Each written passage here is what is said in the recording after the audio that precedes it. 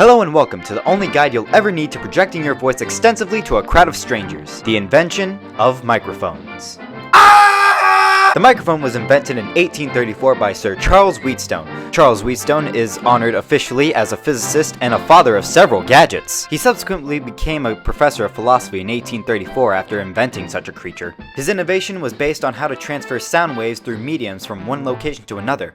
A microphone can propagate weak sound waves, thus making the sound waves bigger so people can hear the sound better. But Manny, what was the first use of the microphone? I'm glad you asked. To make people's voices louder! The very first microphone used vibrations from a voice to make a needle rattling in water. Some may argue that original microphones came from the founder of the telephone, Alexander Graham Bell, which he hadn't invented yet.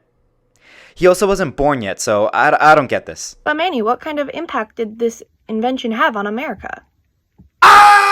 Through the years, microphones have been used to project people's voices in large rooms such as auditorium halls, big stages, and even Supreme Courthouses. Today you'll see microphones pretty much anywhere, as they're used for shooting audio for films, the recording booth for music, and for making video projects for your APUSH class late at night. So that was the invention of the microphone and a brief history on its impact on America.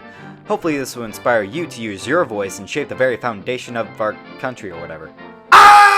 Good night, everyone.